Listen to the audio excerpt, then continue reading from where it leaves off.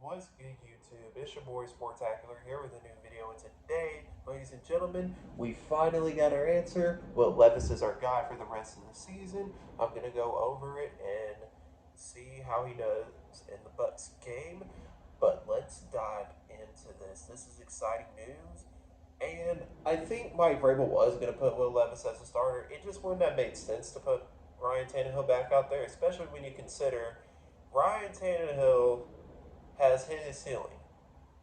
And Ryan Tannehill can't even throw over 200 yards in some games. And I can't see him back out there. Will Levis has looked great the first two games. Has he made mistakes? Yes. And he's going to continue to make mistakes. I'm telling you, he's going to continue to make mistakes. He's a rookie. This is what rookies do. They're going to make mistakes. And I think this is the perfect opportunity for Will Levis to continue to start. And especially when you look into the division, you've got CJ Stroud, you've got Trevor Lawrence, and you've got, I'm not going to count Anthony Richardson just yet because he's not, I think he's out for the season, but you have Trevor Lawrence and CJ Stroud in there in the NFC South. If you put Ryan Tannehill out there, a 35-year-old quarterback who's getting paid a lot of money, I mean, what are we doing at that point? Now Ryan Tannehill will be the backup quarterback. Mike Vrabel did say that once he's healthy, he can come back as a backup quarterback. But this is obviously Will Levis's team now, and you're going into next year with a lot of money and some draft picks. It just makes sense to start Will Levis this year. You put Ryan Tannehill back out there. You're basically saying, okay, we want to win, but we're not trying to win. Like, it's just confusing at that point. You don't need to put Ryan Tannehill out there for any particular reason. So Ryan Tannehill is going to be benched by the Tennessee Titans, and Will Levis will be the starter for the rest of the season, and I am excited for that. What I want to see Will Levis improve on going into this game is I want him to improve his decision making. I want him to I want him to take what the defense gives him. I've noticed there are times when Kyle Phillips was open or Chig was open and he just didn't. I don't know if he didn't see them or if he's wanting the big play, but you can't always go for the big play, and I think that's something that Will Levis needs to work on. Is he can't always go for the big play. You have to take what the defense gives you, and I think Will Levis will learn that down the stretch, and I'm hoping he will learn that eventually. But as of right now, he's a rookie. He's going to probably continue to do that. I'd rather have someone who is aggressive than to be someone who is just too just scared. Like when I watch Malik Willis play, he plays scared. He plays scared. Malik Willis doesn't do the things that he needs to do. And I'm not trying to harp on the guy, but this guy just plays scared football. He just does. And then when clock management and decision making comes down the stretch, he can't deliver. So Malik Willis is the quarterback three is for right now, unless he might be the two because Tannehill might not be completely healthy just yet. But even if Tannehill's healthy, like I said, he should not be a starter. But I do think Will Levis does need to improve on his decision making, and I think he will. He is a rookie. He knows what he needs to do. If he just takes what the defense gives him, he'll be fine. Um, the offensive line. So NPF is out for the rest of the year, in case you guys didn't know. And I feel bad for that guy because you missed the first 6 weeks, I believe, of the regular season. No, it wasn't 6 weeks. He was suspended for some time to start the year, and then you have the shoulder injury, and then you're out for the season. You may can blame that on him not playing the whole year, so him not getting enough minutes or whatever. But you know what? At the end of the day, NPF does not look like a starting right tackle in this NFL. He has struggled over there, and Chris Hubbard has done better. Chris Hubbard, I think, will be back this week, so thank goodness for that. As far as the left side goes, I don't want to see Dillard out there again. I want to see Dylan Raditz out there. I think Dillard is just not good. He's just not good. He's not a starting left tackle, and I believe he was a first round pick from the Eagles. And the Eagles, they just said we don't have time for him because we're wasting our time on this guy. He's a first round pick and we can't do it. So they let him go, which was the smart move. So Dillard does need to be benched. I think he needs to be benched. I think you need to put Dylan Radins out there because Dylan Radins just gives you a better shot at left tackle than Andre Dillard. Hell, even when Jalen Duncan went in there for a couple plays, he did better than Dillard. Dillard was just J.J. Watt, not J.J. Watt, T.J. Watt, my bad. He will pass his brother, by the way, probably this week in sacks. But I think that Dillard, the game against the Browns, he let Myles Garrett just go right by him. He's just literally letting guys go right by him. He gets to the quarterback. And then T.J. Watt gets by him. I knew this was going to happen. I told you guys in the preview for the Steelers game. I said, hey, Andre Dillard is going to have to block this game. He's going to have to. He doesn't have a choice. And what does he do? He just lets T.J. Watt go right by him every time. And then he gets to Levis. And it's just frustrating to watch. I want to see Dylan Radins out there. Mike Vrabel did mention he's going to shuffle around the offensive line. Just put Dylan Radins out there. That's all you have to do. I mean, the rest of the offensive line is fine. Aaron Brewer kind of sucks at center. Hopefully, maybe we can get a better center next offseason or this offseason coming up. But I am tired of seeing Andre Dillard at left tackle more than anything. So, yeah, fix it, Titans. Fix it, Mike Vrabel. And if he keeps putting Andre Dillard out there and keeps getting Will Levis killed, then yes, we have a reason to fire Mike Vrabel. There was a reason to fire Mike Vrabel if he didn't start Will Levis. Well, if you keep putting Dillard out there, there might be a discussion that needs to be made about that too. But speaking of that, I do want to get into, because I did mention this in my last video. So people are saying the Tennessee Titans and the New England Patriots, I'm going to start with the Patriots actually. They said that they are that Mike Vrabel is considered Robert Kraft's home run choice for the next head coach to succeed Bill Belichick. And they're willing to give us a first round pick for Mike Vrabel. That's interesting. Look, people. I want it to happen. I'll take the first round pick. You want it to happen. You'll take the first round pick. But I think that the front office doesn't see it the same way us fans do. I think that Mike Vrabel's not going to go anywhere.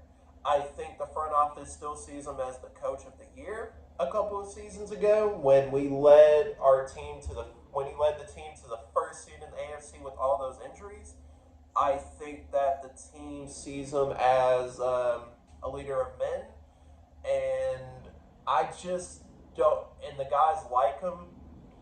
The locker room, the guys here like their coach. So I just don't see a scenario where that would happen. And the Patriots are terrible this year. I don't see why they would give up a first anyways for Mike Vrabel. But hey, if they're that dumb, I'm okay with that.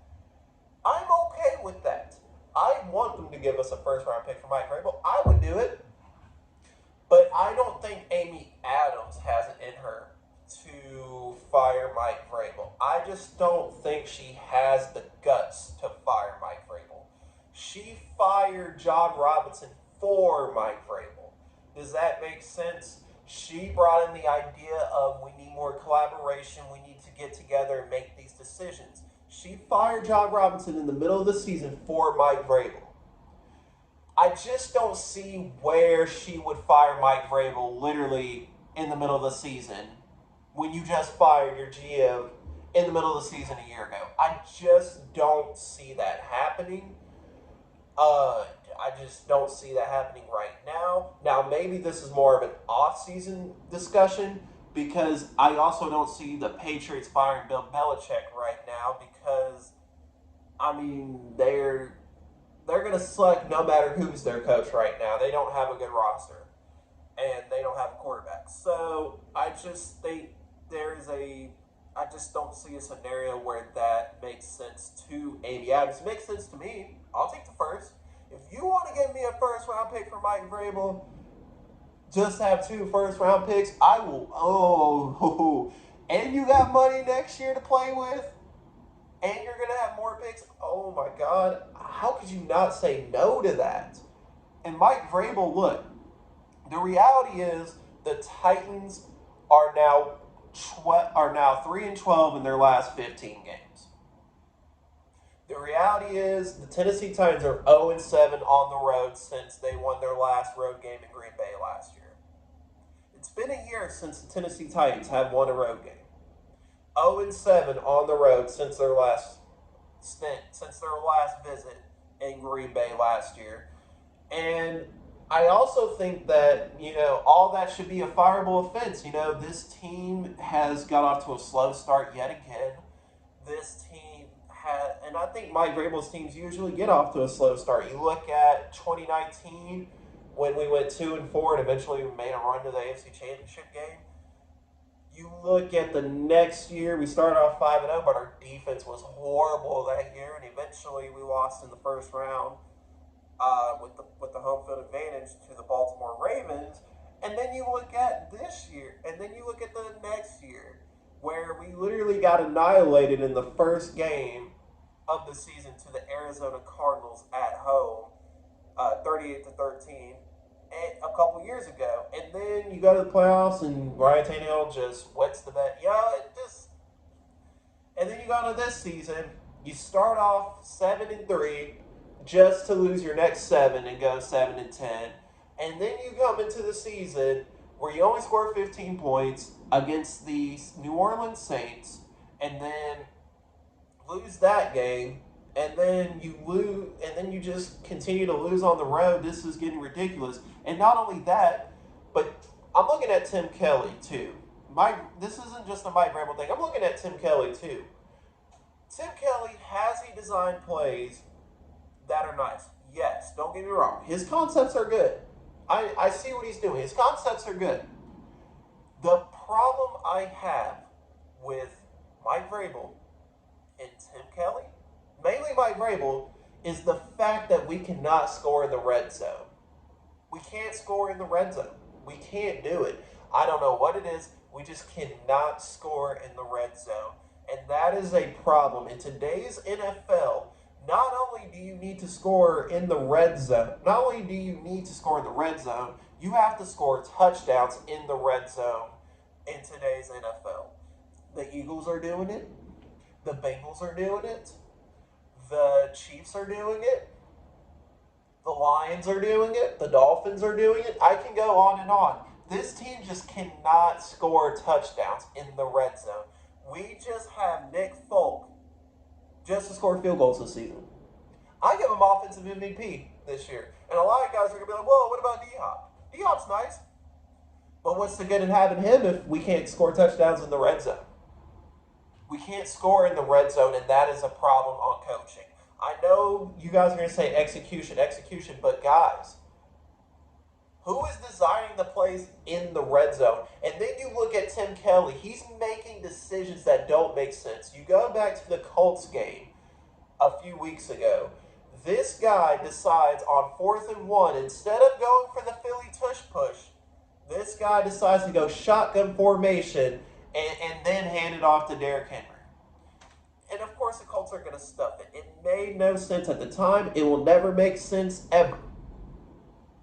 So, and then Tim Kelly goes into the Pittsburgh game on a 4th, I think it was like a 4th and 4 or 3rd and 4, I can't remember, decides to run the ball and then decides, let's just have everybody run 4 verticals on 4th and 4 when all we need is like 4 yards. Let's just design a slant route or something. This guy decides to go deep. Did you see what the Bengals did to win the game against Buffalo on Sunday? They decided, okay, let's design a play for Tyler Boyd to go on a crossing route. And he was wide open. Why couldn't we do a crossing route? Why does everybody need to run 4 verticals, Hail Mary? I get it. Will Levis has an arm, and you trust him with his arm. But there are times where you have to play situational football, and I don't think Tim Kelly is very good at that. Is he good at designing plays? Sure. Is he Is he getting receivers open? Sure. But situational football, he is not a very good offense coordinator. He's designing plays in situations that make no sense. Why are we going deep on a 4th and 4? There's no need for that. Did you see what the Bengals did? They decided to get Tyler Boyd open on a crossing route. Why can't we do slant routes or something? We just need 4 yards. That's it. Design a play for the tight end on that in that situation. Why are we going deep? That's not Will Levis' fault. That's on coaching. Again, coaching is a problem on this team, and that is why fans are mad at Mike Vrabel. It's not the fact that he just doesn't want to start Will Levis. This team is not scoring points. This team is scoring 15, 16, 15, 16. I'm tired of 27 just to score 16 again. Like, this inconsistency is going to get us nowhere. And I'm sick and tired of coming on here every week discussing the same thing, because this offense cannot seem to score a touchdown in the red zone or score enough points to win the game. They can't score over 25. Hell, they can't even get to 20. They'd be lucky to get to 20. That's embarrassing. Again, on coaching, why we can't do these things. You can blame the lack of talent. You can blame the receivers not getting separation. But who's designing the plays and who has the final say in what gets called? Coaching. Coaching is a problem on this team that needs to be addressed. And like I said, Tim Kelly's not a bad offensive coordinator. He's not a great offensive coordinator, but he's not a bad offensive coordinator. He's mediocre. Okay? He's mediocre. His play designs are nice, but at the end of the day, if you can't score red zone, if you cannot score in the red zone consistently, I'm not asking you to put up 50 points a week. I'm not asking you to put up 40 points a week. I'm asking you to just put up 30 points at some times. Whether that's every few weeks, whether that's every month. Like, I want you to score 30 points, and you don't have to do that every week. You don't have to do that every week. I need you to score 30 points at least a few times this year, and the Titans cannot do that. And it's very frustrating to watch a mediocre offense every week when the receivers can't get separation, and Henry's not getting his touches. I like Tajay Spears, but he's not our bell cow. He's not a bell cow. He's a player that you can get on the outside and get in space. And he's really good at that. Derrick Henry's really good at that too. You've seen the play where Will Levis threw the ball to him when he was about to get demolished in the fucking pocket. He decides, I'm just gonna loft it up to Derrick Henry. Henry's good in space too. He might not have the speed, but I'll tell you what, he's got the energy to do it at least. So I want to see more of outside reads, rollouts, and maybe some RPO here and there. I want to see that. And then you look at the situation where Mike Vrabel this season decided, oh yeah, well, we're just going to put Malik Willis out there, even though Will Levis is doing great. It's just frustrating. It's plays like that and situations like that where it just has you scratching your head as a Titan fan. You know, Mike Vrabel's a good coach, but again, situational football is where he fails. Or he just be doing shit. It is very frustrating to watch as a Titan fan. It's very frustrating.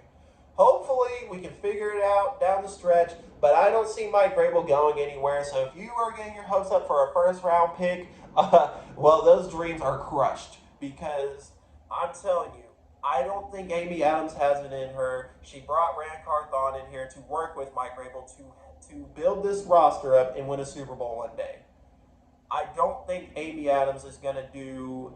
I don't think you're going to see a situation where the GM gets fired in the middle of the season and the coach gets fired in the middle of the season or at the end of the year. I just don't see that.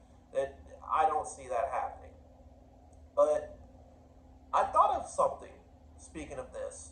Marvin Lewis got the Bengals to the playoffs a lot, but the guy can never win playoff games. I'm starting to see a little bit of that in Mike Grable. A little bit of a Marvin Lewis where you have a good team, but you cannot get over the hump. And that is what Mike Vrabel's starting. I don't know if I can go that far yet because he's only been to like what 3 playoff appearances in his coaching career, in his coaching tenure. So I don't know if I'm ready to say the Marvin Lewis comparison, but I am starting to think about the Marvin Lewis comparison. And the reason why I also say that is because if he put Ryan Tannehill out there, yeah, that's Marvin Lewis 2.0. Because Marvin Lewis kept putting Andy Dalton out there every week because he thought, oh, he gives us the best chance to win. Well, guess what? The Bengals eventually ended up being a disaster because of that. And now they're great. But they were a disaster when Marvin Lewis kept putting Andy Dalton out there all the time. I'm maybe starting to see that a little bit with Jared Goff. Jared Goff is a good quarterback, don't get me wrong, but is he good enough to win a Super Bowl? I just don't know. He's been to one. He shouldn't have been to one, but he was there because of the Saints game. That should have been a penalty, but it is what it is. But I wanted to get that out of the way because I know a lot of people are talking about the Mike Vrabel traded for a first pick or getting fired, this and that. Guys, it's not going to happen. It's not. Amy Adams just doesn't have it in her to fire Mike Vrabel. But I want to get into another thing. So Chig has been disappointing this year. I want to see Josh Wiley out there get more touches and more playing time. Chig has had a good first year. He had a good first year, but he's had this sophomore slump, and I'm tired of it. I want to see Josh Wiley out there. I want to see Josh Wiley out there. I want to also see Traylon get somewhere. But how many times are we going to have this conversation that Traylon needs more? I want to see Traylon out there get more touches. I want to see him produce. How many more times are we going to have this conversation? This guy was a first-round pick. This is what we traded A.J. Brown for, and this is what we're going to get. Injured every week. Now, I know he had the concussion. I don't want to kick a guy when he's down, but damn. How many times are we going to have this conversation with Traylon Burks before we realize he's a bust? And I know a lot of people are going to say, well, we can bring him back next year and use him as a gadget weapon. Guys, at this point, I'm not interested. I'm not interested in using him as a gadget. He's a first-round pick. He should not be used as a gadget weapon. He should be used as a wide receiver 1 or 2. I do not want to see him do all these different jet sweeps and stuff. I want to see him on the outside making plays. That play where he caught the ball, he couldn't break the tackle. I wanted him to break that tackle and get to the end zone. It's plays like that where it's like you're a first-round pick. You got to break that tackle. And he just couldn't break it. And it's just frustrating to see your first-round pick not producing. Especially when you trade him for the best receiver in franchise history. So, it's frustrating. I mean, maybe we'll find something next year if we have a second-round pick. We'll find something in the second round. Or maybe we'll use our first on wide receiver. I personally think they should use it. I don't know. If Neil Radins does great at left tackle, you might not need to get a first round tackle. You can go get a wide receiver in the first round or a corner. At this point, yeah, maybe corner might be the better idea. I'm not sure. Because you're going to have money to play with. You can go get T. Higgins. So, we'll see. Because the Bengals are not bringing him back. They do not have the money to pay him and Jamar Chase. It's just, they don't. And they just gave Joe Burrow that contract. They can't keep them both. You're having another Chiefs situation where Tyreek Hill, they're going to offer him money, and he's going to think he's worth something. He's worth something more, and he's going to go to a different team. And the Titans are going to have the most cap space in the NFL going into the offseason.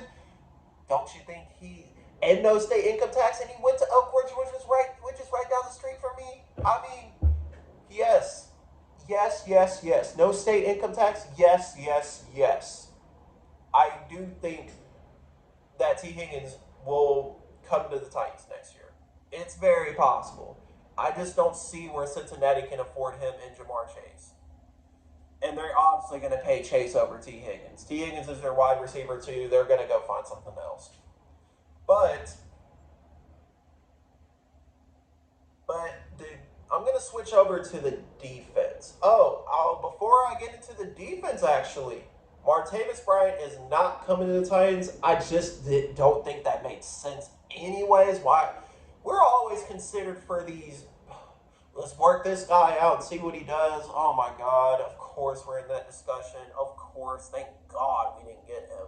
Martavis Bryant ain't been in the league since 2018. I do not want someone who has been out of the league for 5 years because I don't know what you're going to give me 5 years later. So, yeah, I'm glad we're out on that. Maybe Dallas can produce with him. Maybe they can't. I don't know. F the Cowboys. All right. So I want to switch to the defensive side. Where's the pass rush? Where's Waldo? Jeffrey Simmons, $94 million. Where are you? Interesting. Arden Key. I thought you were the most exciting offseason piece. What have you done lately? Interesting. Aziz Al-Shir. You've made plays here and there, but there are times where you are struggling. Interesting. Yeah, so, Danico Autry, what's going on, buddy? Harold Landry, I know you're working back from the injury, but dog, can we get something? You were doing great last game. What happened? Did you just go to sleep this game, and did you just wake up from off the plane or something and not practice? Like, what's going on? Where is our front seven? Travis Gibson, where are they? I'm gonna turn to Batman. Where are they? Like, where are they? Come on, dude. I thought this defense, I know it wasn't going to be elite, but I knew it was going to be acceptable. And so far, it has not been acceptable. Christian Fulton has been playing well these past 2 games. Do I still think he deserves a contract extension? No. I think you should draft a corner if you don't go the left tackle or receiver route. But Sean Murphy-Button did get hurt this game. Hopefully he's back this week. We'll see. But yeah, secondary still garbage. Like, oh my God, when is this defense? Shane Bowen should have been fired by now. The way this defense has been playing, Shane Bowen should have been fired by now. They should have picked Jim Schwartz. They should have asked him to be the defensive coordinator again, just like he was back in the day. Because look at what he's doing in Cleveland. I bet you Jeffrey Simmons would be a top 3 defensive lineman right now if he was here. And he's not playing like one. Jeffrey Simmons is not playing like a top 3 defense.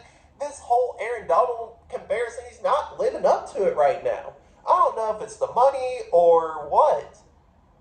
But I'm not saying the guy's not trying. He is trying, but come on, dude. If you're getting paid that much money, don't you think you need to be getting 10 sacks this year? What's going on? Why aren't you producing? Harold Landry, what is going on? Like, what is going on with our defense? Why can't we get to the quarterback? What is going on? The Pittsburgh Steelers don't have a great offensive line. Kenny Pickett's trash. He's worse than Will Levis. Will Levis is good, but you had Steelers fans saying, "Oh, y'all got a quarterback in Tennessee. Our quarterback sucks." So why can't we get to the quarterback? Why couldn't we get to Taylor Heineke last week? Like, what is going on with our front seven? I don't want to see Shane Bowen back next year. I'll tell you that. I don't want to see him back next year. I think we need to go get someone else. I'll fire Shane Bowen for you. You need to go get someone else. Terrell Williams, what is going on with this defensive line? Can we explain? Chris Harris, what is going on with the secondary? Like, I thought you were brought in to motivate these guys and get them better. Elijah Molden missing tackles. What is going on? Where the defense missing tackles? Aziz Al-Shir missing tackles. What is going on? There's a reason why these guys are rotational pieces and not starters in the NFL. Come on, dude. Really? Not Jeffrey Simmons. I'm talking about Aziz Al-Shir and Arden Key and Travis Gibson and all those other guys. They're rotational pieces. So, do we have a defensive line problem that we need to address this offseason? I don't know. I really don't know what is going on. We'll see. But you know, Mike Vrabel loves his guys. He loves his buddies. He's not gonna fire. I'd be shocked if he fired Shane Bowen. I'd love it, but I'd be shocked because Mike Vrabel is not gonna do that. He's gonna blame the talent, and no, he's not gonna listen to us. He'll listen to himself before he listens to us. So, yeah, good luck with that. So to wrap this whole thing up, the Tampa Bay Buccaneers are 3-5. I don't know what's going on with them. I don't know if they're trying to win, if they're not trying to win. They're kind of like us. I think us and the Tampa Bay Buccaneers are similar in the sense of we don't know what the hell we're doing. We don't know if we want to make the playoffs. We don't know if we want to take. We don't know. We don't know. So my thing is, you go into that game with a lot of momentum, or not a lot of momentum. You got to go in that game and make a statement. You got to go in that game and make a statement. Will Levis has to go off this game. D-Hop's got to have a good game. I think Tampa Bay's defense, I don't think they're that good. Baker Mayfield is not good. So hopefully our defense can do something. Chig, when are you going to show up? Is it going to be this game? I hope so. I'd rather see Josh Wiley at this point, and see him develop. But you know what? Coaching is probably not going to let that happen. Dylan Radin's at left tackle, but coaching might not let that happen. So we'll see. If I see Andre Dillard out there on Sunday, I'm going to want to press the panic button. I'm going to literally just slam the panic button. I'm going to repeatedly press the panic button. If Andre Dillard is out there, not Dylan Radin's at left tackle on Sunday, I won't even watch the game because I'm already going to know what's going to happen. They're going to get to Will Levis. We're going to score 16 points and lose. In good old Tennessee Titans fashion. So, Dylan Radin's at left tackle. If I don't see him there ain't going to be no point in watching this damn game because you already know what's going to happen. Nick Folk's going to be the offense that day. Just be ready. But we'll see. We'll see. But anyway,